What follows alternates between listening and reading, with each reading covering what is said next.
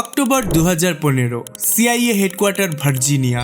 জন Brennan একটি অপরিচিত নম্বর থেকে একটি কল পান।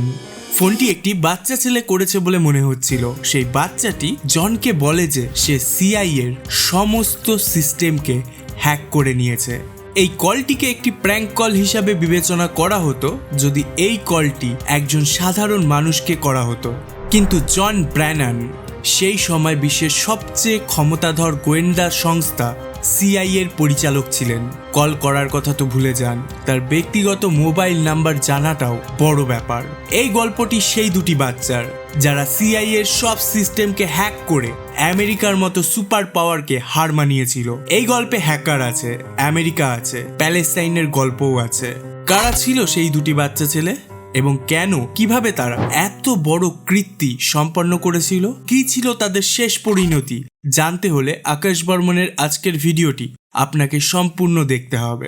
বাচ্চাটির কল রিসিভ করার আগেই জন ব্র্যানান জানতেন সিআইএর সব সিস্টেম হ্যাক হয়ে গেছে, তাই সে বাচ্চাটির কাছে তার দাবির বিষয়ে জানতে চায়। উত্তরে বাচ্চাটি বলে, হেই আমেরিকা, তোমরা মধ্যপ্রাচ্য, সুদান, ফিলিস্তিনে হামলা বন্ধ করো এবং এই বিশ্বকে সম্পূর্ণ শান্তিতে থাকতে দাও। ফোনে কথোপকথন শেষ হওয়ার সাথে সাথেই আমেরিকান সরকার এবং সিআইএ অ্যাকশনে চলে আসে, কারণ একটি বাচ্চা এত বড় একটি কাজ করেছে যা সিআইএর জন্য অত্যন্ত লজ্জার বিষয় ছিল। বাচ্চাটি সম্পূর্ণ গোয়েন্দা সংস্থাটিকে হ্যাক করে ফেলেছিল। এই হ্যাকিং সিআইএ সহ আমেরিকার জন্য শুধু লজ্জার বিষয় নয়, ভীষণ ক্ষতির কারণও ছিল, যার ধারণা পরে ভিডিওতে পাবেন।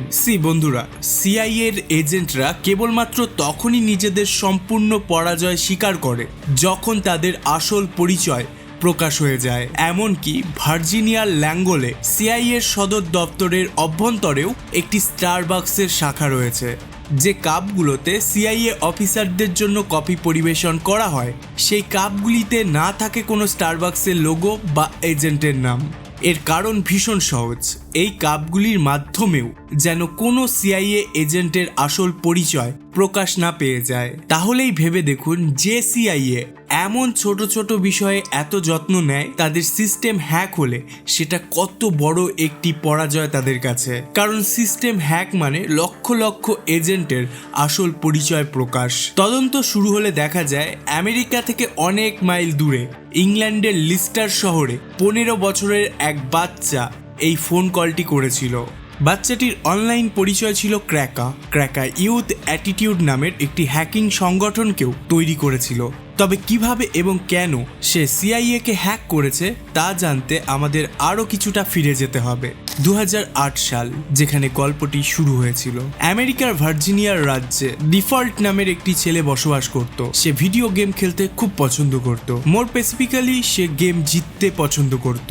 যাতে সে ভিডিও গেমের প্রতিটা ম্যাচ জিততে পারে তার জন্য সে গেমের প্রোগ্রামিংয়ে প্রবেশ করে কিছু পরিবর্তন করা শুরু করে। সে কাউন্টার স্ট্রাইকের মতো অনলাইন গেমগুলোকে হ্যাক করে তার নিয়ম পরিবর্তন করে খুব সহজেই ম্যাচ জিতত। তার মানে সে গেমের চিট বানাতো। সে নিজের মতো করে এই কাজগুলো করছিল এবং এগুলো সে ইন্টারনেট থেকেই শিখছিল। ডিফল্ট নিজের এই কাজগুলো করবার জন্য অনুপ্রেরণা পেয়েছিল অ্যানোনিমাস নামের একটি হ্যাকিং গ্রুপ থেকে। এই গ্রুপটি 2008-এ বেশ বিখ্যাত হয়েছিল। সেই সময় অ্যানোনিমাস প্রায়ই খবরের শিরোনাম হতো। এই গ্রুপটি বড় বড় ওয়েবসাইট হ্যাক করে পছন্দের মেসেজ লিখে তারা তাদের নিজের বক্তব্য সমস্ত পৃথিবীর সামনে আনতো। অ্যানোনিমাসের এইসব কাজ দেখে ডিফল্ট বেশ মুগ্ধ হয়। সে সিদ্ধান্ত নেয় সে শুধু গেমের চিট বানাবে না, সে হ্যাকিং জগতেও পা রাখবে। ডিফল্ট ধীরে ধীরে ছোট ওয়েবসাইট হ্যাকিং শুরু করে, কিন্তু সে বড় কিছু করতে চাইছিল, যার জন্য তার একটা হ্যাকিং গ্রুপের দরকার ছিল। তাই ডিফল্ট অ্যানোনসেক নামের একটি হ্যাকিং গ্রুপে যোগ দেয়।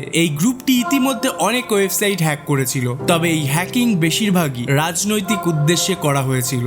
এই দল বটনেট ব্যবহার করে হ্যাকিং সম্পন্ন করত। এই পদ্ধতিতে গ্রুপটি ইন্টারনেটে ভাইরাস তৈরি করে ছড়িয়ে দিত এবং সেই ভাইরাস যে সকল কম্পিউটারে ঢুকতো তা এই হ্যাকার গ্রুপের নিয়ন্ত্রণে চলে আসতো। যে সকল কম্পিউটারে এই ভাইরাস থাকতো সেই সকল কম্পিউটারগুলোকে বট বলে, আর এমন অসংখ্য ভাইরাসযুক্ত কম্পিউটারের একটি সম্পূর্ণ নেটওয়ার্ককে বটনেট বলা হয়। অ্যাননসেকের সদস্য হওয়ার কারণে ডিফল্টের কাছেও এই বটনেটের অ্যাক্সেস ছিল। সে লক্ষ্য করে দেখেছিল যে এই বটনেটে এমন একটি কম্পিউটার রয়েছে যা কানাডার একটি মেডিকেল কলেজের। ডিফল্ট সেই কম্পিউটারে সামান্য কাজ করে মেডিকেল কলেজের আর্থিক রেকর্ডগুলির অ্যাক্সেস পেয়ে যায়। সে দেখতে পায় যে কলেজটি সেই সময় অবধি ছাত্রদের কাছ থেকে $9 মিলিয়ন বেশি টাকা পায়। এই সমস্ত রেকর্ডের অ্যাক্সেস তখন ডিফল্টের কাছে ছিল, যা সে কলেজের কম্পিউটার থেকে মুছে ফেলে। এই হ্যাকিং এর সাথে সাথে ডিফল্টের প্রথম পেশাদারি হ্যাকিং সফল হয়, কিন্তু এই হ্যাকিং এর জেরে মেডিকেল কলেজের পুরো ব্যবস্থাটাই ভেঙে পড়ে। ডিফল্ট প্রথম হ্যাকিং দুষ্টুমি থেকে করেছিল, কিন্তু পরের হ্যাকিংটা রাগ থেকে করেছিল। ডেনমার্ক সরকার তাড়াতাড়ি করে একটি লজ্জাজনক আইন পাশ করে নিজেদের পার্লামেন্টে, যে আইন অনুসারে প্রাণীদের ওপর যৌন নিপীড়ন করা যেতে পারে। সারা বিশ্বের প্রাণী অধিকার কর্মীরা সহ প্রাণী প্রেমিকরা এই খবরে ভীষণ দুঃখ পায়। তারা বিরোধিতা শুরু করে। ডিফল্টেরও নিজের একটি কুকুর ছিল যাকে সে ভীষণ ভালোবাসতো। অতএব এই আইনের কারণে ডিফল্ট ভীষণ রেগে যায়। সে ঠিক করে সে তার গ্রুপের সাথে ডেনমার্কের অফিসিয়াল ওয়েবসাইট হ্যাক করবে। যেমন ভাবা তেমন কাজ। সে ডেনমার্কের অফিসিয়াল ওয়েবসাইটে একটি অশ্লীল বার্তা লিখেছিল, যেখানে লেখা হয়েছিল, আপনি কি জানেন যে আপনার সরকার প্রাণীদের প্রজননের অনুমতি দেয়? শুধু তাই নয়, ডিফল্ট নতুন বটনেট ব্যবহার করে এই আইনের পক্ষে যে সমস্ত ওয়েবসাইট তৈরি করা হয়েছিল সেগুলিকেও আক্রমণ করে বন্ধ করে দিয়েছিল। ডেনমার্কের অফিসিয়াল ওয়েবসাইট হ্যাক হওয়ার সাথে সাথে এই খবর পৃথিবীব্যাপী ছড়িয়ে পড়ে। হ্যাকিং এর খবরের পাশাপাশি হ্যাকিং এর কারণ জঘন্য আইনটি সম্পর্কেও আলোচনা পৃথিবীব্যাপী শুরু হয়, এবং ডেনমার্কের এই পদক্ষেপ সারা বিশ্বে সমস্যা তৈরি করতে শুরু করে। মানুষ ডেনমার্ককে চাপে ফেলতে শুরু করে। শেষ পর্যন্ত ডেনিশ সরকার এই চাপ সহ্য করতে পারেনি এবং পরের বছরই তারা নিজেদের সিদ্ধান্ত প্রত্যাহার করে। ডিফল্ট প্রথমবারের মতো তার উদ্দেশ্যে সফল হয়েছিল, কিন্তু সব মানুষ অ্যানোনিমাস গ্রুপকে এই হ্যাকিং এর ক্রেডিট দিতে শুরু করেছিল, কারণ সেই সময় এই হ্যাকিং গ্রুপই শিরোনাম তৈরি করত। স্বাভাবিকভাবেই এটি মানুষের কাছে বেশি পরিচিত ছিল। মানুষ এত বড় হ্যাকিং এর পেছনে অ্যানোনিমাসকেই কৃতিত্ব দিচ্ছিল, যা ডিফল্ট মোটেও পছন্দ করছিল না। কিন্তু এতে সে মনোবল হারায়নি এবং নিজের কাজ চালিয়ে যেতে থাকে। অন্যান্য হ্যাকারদের মতো ডিফল্টও তার পরিচয় প্রকাশ করেনি। সে জানতো যে হ্যাকিং এর কারণে তার পরিচয় প্রকাশ পেলে তার পরিণতি ভয়াবহ হতে পারে। সে নিজেকে গোপন রাখার জন্য সাধারণত তার বাড়ির ওয়াইফাইও ব্যবহার করত না। সে একটি স্যাটেলাইট সংযোগ কিনেছিল, যা সে তার বাড়ি থেকে অনেক দূরে ইনস্টল করেছিল, এবং সেখান থেকে তার বাড়িতে সে একটি ব্যক্তিগত নেটওয়ার্কের মাধ্যমে ইন্টারনেট অ্যাক্সেস করত। সে নিজের কম্পিউটারকেও বেশ সুরক্ষিত রেখেছিল, এমনকি এই নিরাপত্তার কারণে তার কম্পিউটারে প্রচুর সিকিউরিটি প্রোগ্রাম ইনস্টল ছিল, যা লোড হয়ে কম্পিউটারকে চালু করতে 30 মিনিট সময় লাগাতো। সে নিজের গোপনীয়তার স্বার্থে 30 মিনিট অপেক্ষা করতে কোনো সমস্যা বোধ করতো না। বন্ধুরা, এখনো পর্যন্ত আপনি এই গল্পের দুটি চরিত্র সম্পর্কে জানলেন। একজন ক্র্যাকার যে ইংল্যান্ডে থাকতো এবং অন্যজন ছিল ডিফল্ট যে আমেরিকা যুক্তরাষ্ট্রে বসবাস করত। 2013 আগে তারা একে অপরকে চিনতো অবধি না, কিন্তু একটি ঘটনার কারণে তারা এক হয়ে যায়। এডওয়ার্ড স্নোডেন নামের একজন আমেরিকান ন্যাশনাল সিকিউরিটি এজেন্সির কম্পিউটার ইন্টেলিজেন্স কনসালটেন্ট ছিলেন। আমেরিকান সরকারের একটি প্রকল্পে কাজ করবার সময় তিনি জানতে পারেন যে সিআইএ প্রতিটা ইন্টারনেট ব্যবহারকারীর ডেটা এবং ব্যক্তিগত তথ্য সরকারের হাতে দেয়, এবং তারপর সেই তথ্য আমেরিকার সরকার নিজের উদ্দেশ্যে ব্যবহার করে। যদিও ইন্টারনেট ব্যবহারকারীরা এই বিষয়ে একদমই সচেতন ছিল না। এডওয়ার্ড সিআইএ এর এই গোপন কথা ফাঁস করতে চেয়েছিলেন, কিন্তু অন্যদিকে তিনি আশঙ্কা করেছিলেন যে আমেরিকায় থাকতে এই কাজটি সে কোনোভাবেই করতে পারবে না। এখানে হয় তাকে হত্যা করা হবে, নয়তো গোপন তথ্য ফাঁসের দায়ে জেলে পাঠানো হবে। এই কারণে এডওয়ার্ড ছুটি নিয়ে হংকং এ চলে আসে। সেখানে তিনি সাংবাদিকের কাছে আমেরিকার এই গোপন রহস্য বিশ্বের কাছে প্রকাশ করেছিলেন। এই খবর ফাঁস হতেই সারা বিশ্বে আতঙ্ক ছড়িয়ে পড়ে। লোকেরা ক্রুদ্ধ হতে শুরু করে, এটা ভেবে যে তাদের ডেটা তাদের অনুমতি ছাড়াই ব্যবহার করা হচ্ছে এবং তাদের সকল কার্যকলাপকে প্রতি মুহূর্তে নজরদারি করা হচ্ছে। এই ইস্যুটির জন্যই ডিফল্ট এবং ক্র্যাকা একে অপরের সংস্পর্শে আসে। এমন নয় যে তারা ফিজিক্যালি মিট করেছিল, তারা একে অপরের কাজ সম্বন্ধে জানতো। পরবর্তীতে তারা অনলাইনে মিট করেছিল। তারা দুইজনই আমেরিকান সরকার এবং সিআইএ কে একটি উচিত শিক্ষা দেওয়ার সিদ্ধান্ত নেয়। তারা সিআইএ কে এটা উপলব্ধি করাতে চেয়েছিল যে যাদের ব্যক্তিগত তথ্য ফাঁস হয় তাদের কেমন অনুভব হয়। ক্র্যাকা এবং ডিফল্টের উদ্দেশ্য ছিল এক। ডিফল্ট তার জনগণের গোপনীয়তা নষ্ট করবার জন্য মার্কিন যুক্তরাষ্ট্রের কাছ থেকে প্রতিশোধ নিতে চেয়েছিল। এদিকে ক্র্যাকার কাছে আরো একটি কারণ ছিল, সেটা হলো আমেরিকার সাপোর্টে গাজার উপর হামলার প্রতিশোধ নিতে চেয়েছিল ক্র্যাকা। তাই উভয়ের শত্রু ছিল আমেরিকান সরকার। প্রথমত তারা আমেরিকান ন্যাশনাল ইন্টেলিজেন্স এজেন্সির ডিরেক্টর জেমস ক্ল্যাপারের ফোন নাম্বার সার্বজনীন করে, যার ফলে যে কেউ তার ফোন নাম্বারটি গুগলের মাধ্যমে পেয়ে যাচ্ছিল। এরপর তারা কোনো হাই প্রোফাইল ব্যক্তিকে হ্যাক করতে চেয়েছিল। তারা সিআইএ ডিরেক্টর জন ব্র্যানানকে হ্যাক করার মিশন হাতে নেয়। ক্র্যাকা ইন্টারনেটে জন সম্পর্কে অনুসন্ধান শুরু করে। তাদের হাতে জন ব্র্যানানের একটি পাবলিক ফোন নাম্বার উঠে আসে। ক্র্যাকা দেখে যে নাম্বারটি আমেরিকান মোবাইল অপারেটর ভেরিজনের। ক্র্যাকা ভেরিজন কোম্পানির একজন কর্মচারী হিসাবে ভেরিজনের অভ্যন্তরীণ প্রযুক্তি দলকে ফোন করে এবং বলে যে তাদের সিস্টেমে একটি প্রযুক্তিগত সমস্যা হচ্ছে। তাই সে গ্রাহকের সমস্যা সমাধানের জন্য অভ্যন্তরীণ প্রযুক্তি দলের সাথে যোগাযোগ করেছে। ভেরিজনের অভ্যন্তরীণ প্রযুক্তি দল তার পরিচয় নিশ্চিত করবার জন্য এমপ্লয়ি পিন কোড চেয়েছিল, যা ক্র্যাকা ইতিমধ্যে হ্যাকিং এর মাধ্যমে নিজের কাছে রেখেছিল। যাচাইকরণের পর ভেরিজনের দল ব্র্যানানের ব্যক্তিগত বিবরণ ক্র্যাকার সাথে শেয়ার করে,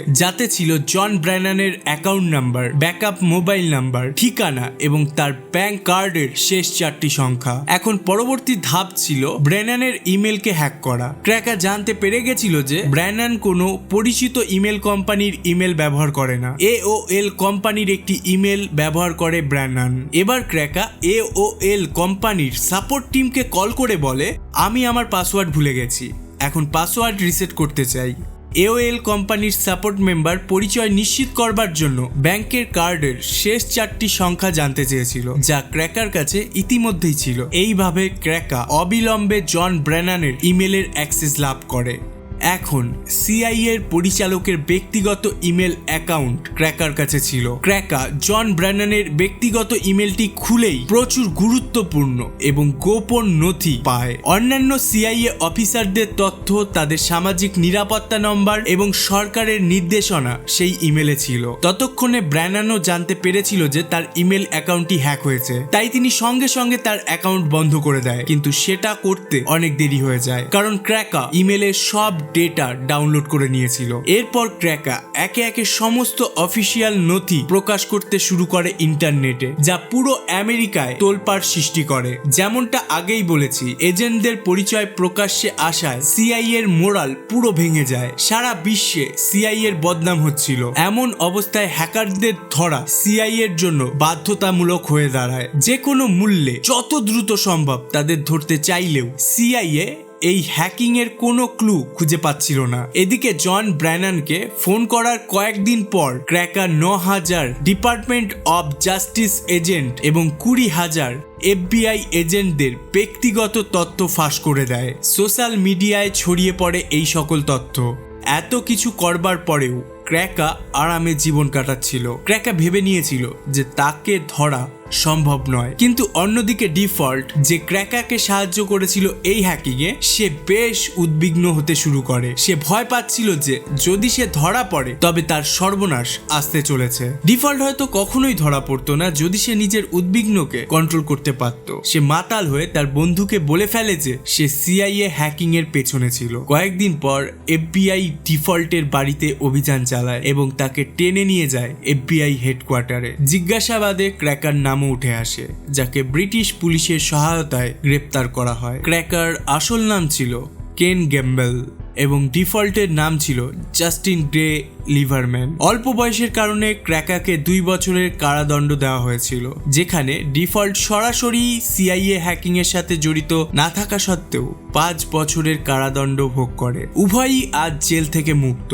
এবং সাইবার নিরাপত্তায় তাদের কর্মজীবন এগিয়ে নিয়ে যাচ্ছে। আপনি কি মনে করেন তারা উভয়ই কি সঠিক ছিল নাকি ভুল? তবে হ্যাঁ, তাদের এই হ্যাকিং এর পর মানুষ নিজের অনলাইন ডেটা সম্পর্কে অনেক বেশি সচেতন হতে শুরু করে। কিন্তু তারপরেও কি আমরা সিআইএ বা আমাদের নিজস্ব গভর্নমেন্টের এজেন্সির থেকে সম্পূর্ণভাবে নিরাপদ অনলাইন অ্যাক্টিভিটি ট্র্যাকিং এর ক্ষেত্রে? আপনার কি মতামত অবশ্যই কমেন্ট বক্সে জানাবেন। সর্বশেষে thanks for watching, stay happy, stay cool.